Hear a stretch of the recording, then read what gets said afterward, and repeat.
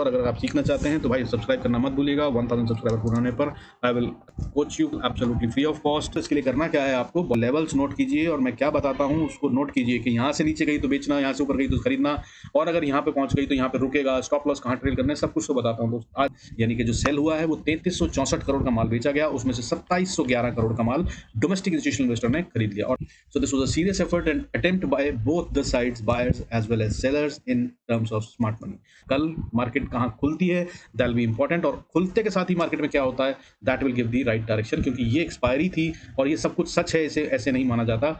Confirmation candle जरूरी होती है, हालांकि ये सब कुछ दे रही है, बट कंफर्मेशन कैंडल का मतलब होता है कंसेक्यूटिव 2 डेज 2 कैंडल्स कम से कम बननी चाहिए, तभी उसे सच मानना चाहिए। हालांकि ये बहुत बियरिश कैंडल बनी है, इसमें कोई शक नहीं है। ऑप्शन चेन के डेटा को आज कंसिडर करना ठीक नहीं होगा, क्योंकि भाई नया महीना शुरू हुआ है और पोजीशंस जो है वो कल बनती हुई नजर आएंगी और आगे बनेंगी धीरे धीरे, तब वो असल में क्लियर पिक्चर देगी मंथली में क्या हो रहा है, वीकली में क्या हो रहा है। सो अभी जो सब कुछ दिख रहा है वो प्राइस एक्शन ही है, उसी को देखने की जरूरत है, और साथ में एफआईआर और डीआईएस ने जो करा है उसको देखने की जरूरत है। तो एफआईआर बेच रहे हैं, इसमें तो कोई शक नहीं है, हम काफी पहले से जानते थे, और डीआईएस खरीद रहे हैं ये भी हम जानते थे, लेकिन डीआईएस ने कम खरीदा है। कल अगर ये अच्छे से खरीदते हैं तो बेहतर होगा, उसके हिसाब से पता चलेगा।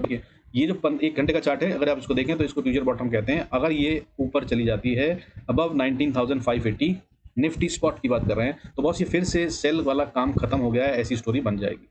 ठीक है, तो सबसे पहली रेजिस्टेंस क्या है मैं आपको बता दूं। अभी जो क्लोज हुई है वो 19,553 पे क्लोज हुई है, लेकिन छोटी सी रेजिस्टेंस 63 पे है, इसे पार कर ले तो अगली रेजिस्टेंस 581 पे है, और अगर इसको कर ले तो छोटी ही है रेजिस्टेंस, मगर अगली रेजिस्टेंस है 605 से 630 का एरिया।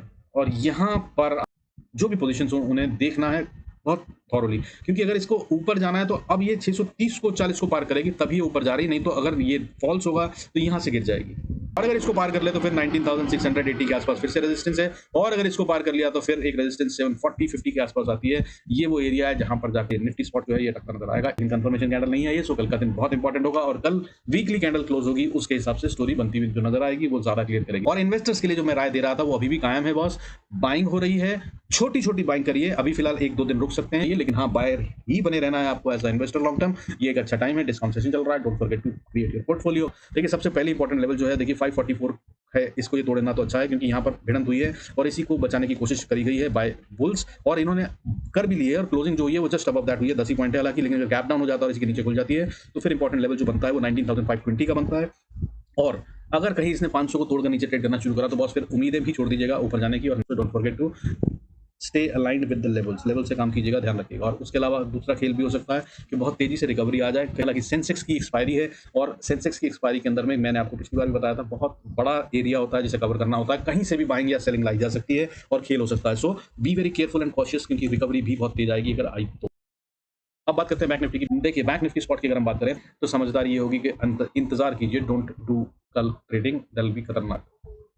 हाउएवर अगर 44,500 को पार कर लिया तो एक बड़ी स्टिफ रेजिस्टेंस बन गई है, जो पहले कमजोर थी लेकिन अब ये बहुत बड़ी वाली रेजिस्टेंस बन गई है, दैट इज 44,610 से लेकर 650 का एरिया। इसको अभी फिलहाल बैंक निफ्टी पार करेगा ऐसा दिख नहीं रहा है, पैसा लगा हुआ है इस लेवल पे। ठीक है, सो अगर ऊपर जाना है ना तो बॉस इस लेवल को पार करना होगा, जो भी लग रहा है कि मुश्किल है। हाउएवर अगर पार कर ले, सेंसेक्स की एक्सपायरी है तो 680 के ऊपर जाते ही फिर वॉर जोन आ जाता है। 700 से लेकर 44,700 से लेकर 830-40 का एरिया है जो रेजिस्टेंस का काम करेगा, इसको पार करना बैंक निफ्टी के लिए बहुत मुश्किल है। इन्वेस्टर है फिलहाल रुकिए, मार्केट को डायरेक्शन देने दीजिए and then we will buy it, but डरिए मत, यही टाइम है पोर्टफोलियो बनाने का। और अगर आप सीखना चाहते हैं तो भाई सब्सक्राइब करना मत भूलिएगा। 1000 सब्सक्राइबर पूरा होने पर coach you absolutely free of cost. So stay connected, God bless us all, see you in next video.